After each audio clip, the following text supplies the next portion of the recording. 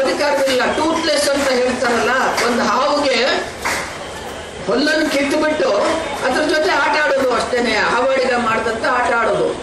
ಈ ಕೆಲಸವನ್ನ ಅವರು ಮಾಡ್ತಾ ಇದ್ದಾರೆ. ಇದು ಏನ್ ತೋರಿಸುತ್ತೆ ಅಂತಂದ್ರೆ, ಇವರು ಇನ್ನೊಂದು ಹೇಳ್ತಾ ಇದ್ದಾರೆ, ಪಾರ್ಲಿಮೆಂಟ್ ಈಸ್ ಸುಪ್ರೀಂ ಅಂತ. Parliament is not supreme, constitution is supreme. ಕಾನ್ಸ್ಟಿಟ್ಯೂಷನ್ನೇ ನಮಗೆ ಮುಖ್ಯವಾಗಿ ಹೊರತು, ನೀವು ಯಾವುದೇ ಒಂದು ಕೋರ್ಟ್ಗೆ ಹೋದ್ರೆ ಕಾನ್ಸ್ಟಿಟ್ಯೂಷನ್ ಪ್ರಕಾರವಾಗಿ ಕೋರ್ಟ್ ಕಾನೂನನ್ನು ಅನ್ವಯಿಸುತ್ತೆ ಹೊರತು ನಿಮ್ಮ ಪಾರ್ಲಿಮೆಂಟಿನ ಪ್ರಕಾರವಾಗಿ ಕಾನೂನನ್ನು ಅನ್ವಯಿಸುವುದಿಲ್ಲ. ಅದು ನಮ್ಮ ಕಾನ್ಸ್ಟಿಟ್ಯೂಷನ್ ಗೊತ್ತುಗುರಿಗಳು ಏನಿವೆ, ಸ್ವಚ್ಛವಾದಂಥ, ಹೇಗೆ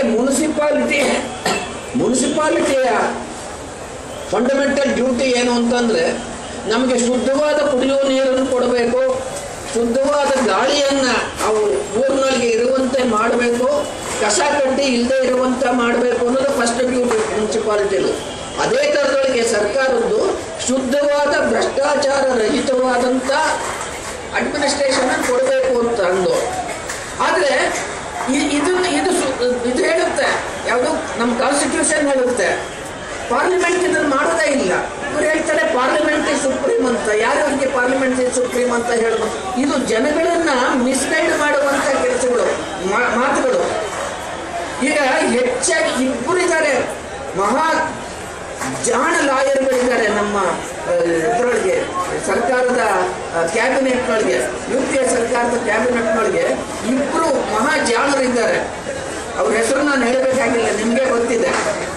ಇಬ್ರು ಲಾಯರ್ಗಳೇನೆಯ ಮಾತನ್ನು ಹೀಗೂ ತಿರುಗಿಸ್ತಾರೆ, ಹಾಗೂ ತಿರುಗಿಸ್ತಾರೆ, ಹಾಗೂ ತಿರುಗಿಸ್ತಾರೆ, ಹೀಗೂ ತಿರುಗಿಸ್ತಾರೆ. ಇವ್ರ ಕೆಲಸ ಏನು ಅಂತಂದ್ರೆ, ಇವ್ರು ಹೇಳಿ ಕೇಳಿ ಇರ್ತಲ್ಲ ಲಾಯರು. ಆದ್ರೆ ಇಡೀ ಲಾಯರ್ ಪ್ರೊಫೆಷನ್ಗೆ ನಾವು ಅಗೌರವ ತೋರಿಸೋ ಮಾತಲ್ಲ, ಸತ್ಯಕ್ಕೆ ಮಾತ್ರ ನಿಷ್ಠರಾಗಿರುವಂತ ಕೆಲವು ಲಾಯರ್ಗಳು ಇವತ್ತು ಇಂಡಿಯಾದೊಳಗಿದ್ದಾರೆ. ಅವ್ರನ್ನ ನಾವು ಇವತ್ತು ಗೌರವಿಸ್ತೀವಿ. ಆದ್ರೆ ಯಾವ ಕೇಸನ್ನು ಹೇಗೆ ಬೇಕಾದ್ರೂ ಕಾಸುಗೋಸ್ಕರವಾಗಿ ಮಾಡುವಂತ ಜಾಣ ಲಾಯರ್ಗಳು ಇದ್ದಾರೆ. ಇವರು ಇಂಥ ಜಾಣ ಲಾಯರ್ಗಳು ಸುಮ್ಮನೆ ಪ್ರೆಸ್ ಸ್ಟೇಟ್ಮೆಂಟ್ ಕೊಡ್ತಾರೆ, ಎಲ್ಲರೂ ಮಾಡ್ತಾರೆ. ನಮ್ಮ ಪ್ರಧಾನಮಂತ್ರಿಗಳು ಹೇಗೆ ಅಂತಂದ್ರೆ, ಪಾಪ ಬಹಳ ವರ್ಷ ಅವರು ಇಡೀ ಆಯುಷ್ಯವನ್ನ ಅಡ್ಮಿನಿಸ್ಟ್ರೇಟರ್ ಕಳೆದಿದ್ದಾರೆ.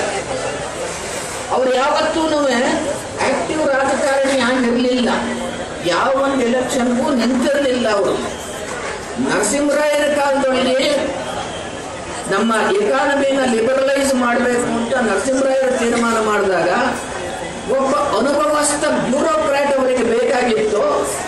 ಈ ಮನಮೋಹನ್ ಸಿಂಗ್ ಅವರನ್ನು ತಂದು ಫೈನಾನ್ಸ್ ಮಿನಿಸ್ಟರ್ ಮಾಡಿದ್ರು. ಅದನ್ನು ತುಂಬಾ ಚೆನ್ನಾಗಿ ಮಾಡಿದ್ರು ನರಸಿಂಹರಾಯರು, ಒಳ್ಳೆ ಹೆಸರನ್ನು ಸಂಪಾದನೆ ಮಾಡಿದ್ರು. ಅವರು ಅಲ್ಲಿ ನಿಲ್ಲಿಸಲಿಲ್ಲ. ರಾಜ್ಯ ಇಟ್ಕಾಡು ತಾನೇ ಪ್ರಧಾನಮಂತ್ರಿ ಆಗಬೇಕು ಅಂತ ಸೋನಿಯಾ ಗಾಂಧಿಯವರು ಹೊರಟಾಗ, ಇಡೀ ದೇಶದಿಂದ ಅದಕ್ಕೆ ವಿರೋಧ ವ್ಯಕ್ತಪಡಿಸಿದಾಗ, ತಾನು ಹೇಳಿದಾಗೆ ಕೇಳುವಂತ ಒಬ್ಬ ಕೈ ಕೆಳಗಿನವರು ಬೇಕಾಗಿತ್ತು.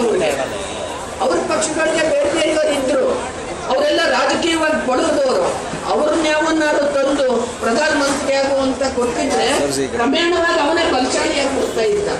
ಅದಕ್ಕೋಸ್ಕರ ಅವ್ರನ್ನ ಯಾರನ್ನೂ ತರದೇನೆಯ ಈತ ಎಂದಿಗೂ ಮುಂದೆ ಬಂದರೆ ಹಾಯ ಬೇಡ, ಹಿಂದೆ ಬಂದರೆ ಒದೆಯ ಬೇಡ ಅಂತ ಗೋವಿನ ಹಾಡುಗಳಿದ್ದಾರಲ್ಲ, ದಯವಿಟ್ಟು ಗಲಾಟೆ ಮಾಡಬೇಡ ಅಂತ ಇದೆಯಲ್ಲ, ಅಂತ ಒಬ್ಬ ವ್ಯಕ್ತಿ ನಡ್ಕೊಂಡು ಬಂದು ಮಾಡಿದ್ರು.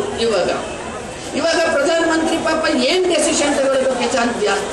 ಒಂದು ಮೀಟಿಂಗ್ ಮಾಡ್ತಾರೆ, ಇವ್ರು ಹೇಳ್ದಾಗ ಕೇಳ್ತಾರೆ, ಅವ್ರಿಗೆ ಕೊನೆಗೆ ಹೈಕಮಾಂಡ್ ಅಂತ ಮೇಡಮ್ ಅಂತ ಕೇಳ್ತಾರೆ, ಅವ್ರು ಹೇಳ್ದಾಗ ಇವ್ರು ಮಾಡ್ಕೊಂಡಿರ್ತಾರೆ.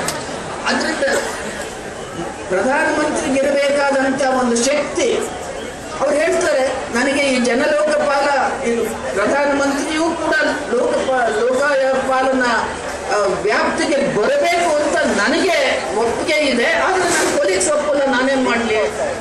ಅಂದ್ರೆ ನಿಮ್ಮ ಕೊಲೀಗ್ಸ್ ಅನ್ನ ಕಂಟ್ರೋಲ್ ಮಾಡೋದಕ್ಕೆ, ಅವ್ರಿಗೆ ಬುದ್ಧಿ ಹೇಳೋದಕ್ಕೆ ನಿಮ್ಗೆ ಅಧಿಕಾರವಿಲ್ಲದ್ಮೇಲೆ ನೀವೆಂತ ಪ್ರಧಾನಮಂತ್ರಿ? ಈ ಪ್ರಶ್ನೆಯನ್ನು ಕೇಳಬೇಕು. ಇಲ್ಲ, ಅವ್ರಿಗೆ ಶಕ್ತಿ ಇಲ್ಲ ಮಾಡೋದಕ್ಕೆ. ಸುಮ್ಮನೆ ಹೇಳ್ತಾರೆ ಪಾರ್ಲಿಮೆಂಟ್ ಸ್ಟೇಟ್ಮೆಂಟ್, ಇವ್ರು ಏನು ಹೇಳಿದ್ರು ಅದನ್ನೇ ಸ್ಟೇಟ್ಮೆಂಟ್ ಆಗಿ ಬಂದು ಓದ್ಬಿಡ್ತಾರೆ, ಸುಮ್ಮನೆ ಕೂತ್ಕೊಂಡ್ಬಿಡ್ತಾರೆ. ಆದ್ರೆ ಇವರಿಂದ ಏನು ಮಾಡೋದಕ್ಕೆ ಸಾಧ್ಯ ಇದೆ? ಇದು ನಮ್ಮಲ್ಲಿರುವಂತ ದೌರ್ಭಾಗ್ಯ. ಆದ್ರೂ ಇದು ನೋಡ್ತಾ ಇದ್ದಾರೆ, ಎಲ್ಲಿ ತನಕ ಇದು ನಡೆಯುತ್ತೆ ಹಾಗೆ ಅಂತ ಅಂದು. ಈಗ ಪರಿಸ್ಥಿತಿ ಎಲ್ಲಿಗೆ ಬಂದಿದೆ ಅಂತಂದ್ರೆ